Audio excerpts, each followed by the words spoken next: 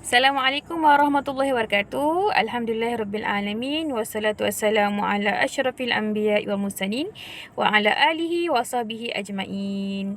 Okey, apa khabar semua? Okey, hari ini kita akan teruskan pembelajaran kita untuk pendidikan Islam tingkatan 1.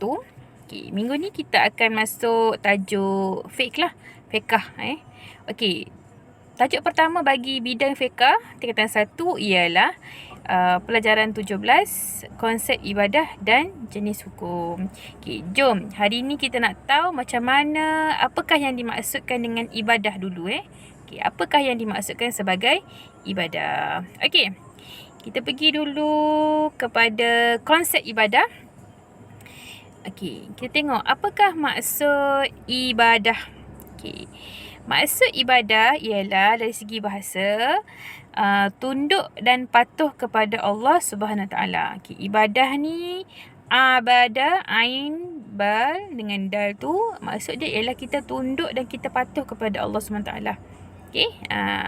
Okey, tapi dari segi istilah yang kita nak belajar pada hari ini ialah perbuatan zahir dan batin yang disukai dan diredai oleh Allah. Maksudnya, apa sahaja perbuatan yang kita zahir, yang kita boleh nampak, kita baca Quran, kita semayang, kita bergerak dan sebagainya, dan juga perbuatan dalam batin yang kita tak nampak, maksudnya dalam hati kita, syukur, rasa bersangka baik, benda-benda yang tak nampak di depan mata, ada dalam fikiran kita, ada dalam hati kita. Benda tersebut tak kisah apa-apa pun, tapi disukai dan diredai oleh Allah. Maknanya Allah suka dan Allah redha dengan perbuatan kita. Maka perbuatan tersebut serta-merta jadi ibadah. Bila jadi ibadah, maksudnya akan dapat pahala. Okey, boleh faham maksud ibadah macam tu? Okey, seterusnya. Dalam Quran dah sebut, dalam surah Az-Zariyat, ayat 56.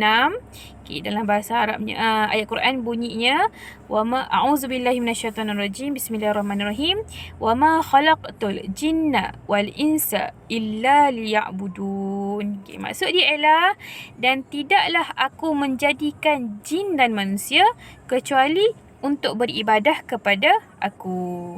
Serupa-rupanya Allah jadikan jin dan manusia ni, kita manusia ni, dijadikan untuk beribadah kepada Allah. Okey? Termasuklah jin lah. Jin ni ada jin pun macam kita jugalah. Manusia ada yang baik, ada yang jahat, ada yang Islam, ada yang tak Islam. Mereka juga dijadikan oleh Allah untuk beribadah. Okey? Untuk beribadah maknanya sembah Allah lah. Sembah Allah, patuh pada Allah, kena ikut perintah Allah lah. Kita pun sama, dijadikan untuk patuh perintah Allah, sembah Allah dan ikut Allah SWT. Okey, boleh faham. Okey. Kita tengok pula, apakah jenis-jenis ibadah? Ada dua jenis. Nampak piece tu? Okey, ada dua jenis ibadah yang kita kena tahu. Okey, yang pertama ibadah khusus. Okey, yang kedua ibadah umum. Okey, apa pula yang dimaksudkan ibadah khusus, ibadah umum ni? Okey, ibadah khusus ni maksud dia ialah ibadah yang telah ditetapkan syariat Islam dari segi cara, rukun dan syarat-syaratnya, serta tak boleh diubah. Okey, ibadah khusus ni maksudnya dah ada dalam syariat Islam. Syariat ni apa? Syariat ni peraturan, undang-undang. Maksud dia dalam bahasa Melayu macam tu. Syariat ni bahasa Arab lah. Bahasa Melayu dia ialah peraturan, undang-undang. Undang-undang Islam dah tetapkan cara macam mana nak buat, apa rukun-rukun mesti ada, mesti buat, apa syarat-syarat dia, dan benda tersebut tak boleh diubah. Tak boleh diubah, tak boleh dimodify ikut suka hati kita, tak boleh. Macam contohnya semayang. Okey, solat ni kalau kita tak wuduk, sah tak semayang kita? Tidak sah. Jadi peraturan dia, syariat dia ialah kita kena ambil wuduk dulu, baru kita semayang, barulah sah semayang kita. Tak sah semayang kita. Kalau kita nak, tak apalah, aku tak nak semayang hari ni, tak nak ambil wuduk. Nak semayang macam tu saja. Tidak boleh. Tak sah semayang dia. Okey? Sama juga dengan puasa. Kalau puasa tu jadi sah bila dia niat sebelum dia puasa. Malam, esok nak puasa tu, malam tu dia berniat. Sahaja aku berpuasa esok hari di bulan Ramadan, kalau Ta'ala baru dah sah puasa dia. Dan tak boleh diubah. Tak boleh nak semayang, contohnya nak semayang, niat je, tak payah rukuk, tak payah sujud, tak boleh. Okay, dan mana kita ikutlah peraturan dia. Contoh dia dah bagi kat situ, solat, puasa, zakat, haji. Okay, itu dinamakan sebagai ibadah khusus. Okay, ibadah khusus. Okay, seterusnya ialah ibadah umum. Okay, jenis yang kedua ialah ibadah umum. Okay, ibadah umum ni ialah ibadah yang meliputi segala aspek kehidupan, sama ada berkaitan dengan hubungan sesama manusia atau makhluk lain. Tak kisahlah manusia ke, haiwan ke, jin ke apa ke. Dan tidak bertentangan dengan syariat Islam. Contohnya apa? Contohnya makan, minum, berniaga, bekerja. Okay, contohlah makan. Makan, kalau kita baca doa, kemudian kita makan tak membazir, kemudian kita makan tu dengan keadaan tertib. Makan pula, habis baca doa, habis makan baca doa lagi selepas makan. Okey, itu maksudnya makan tu pun dapat pahala. Bila kita niat nak makan tu untuk sihat lah. Makan tu macam baca doa, dapatlah pahala. Masuk tandas baca doa, dapat pahala.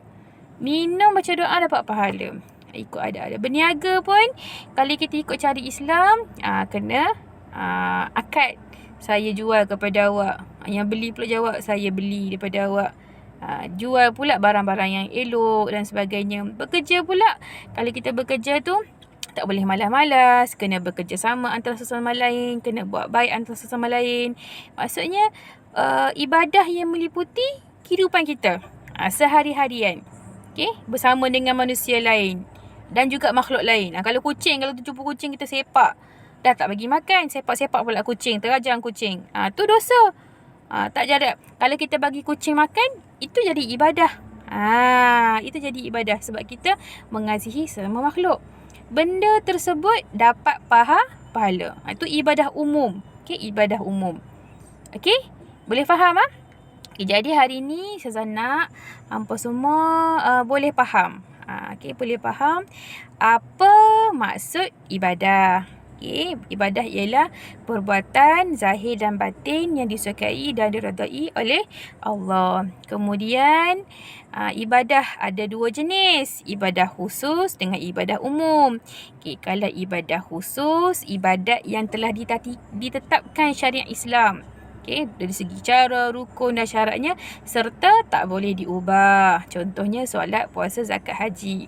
Kemudian ibadah umum, ibadah yang meliputi segala aspek kehidupan kita, sama ada berkaitan sesama manusia ataupun dengan makhluk lain dan tidak bertentangan dengan syariat Islam. Contohnya makan, minum, berniaga dan bekerja.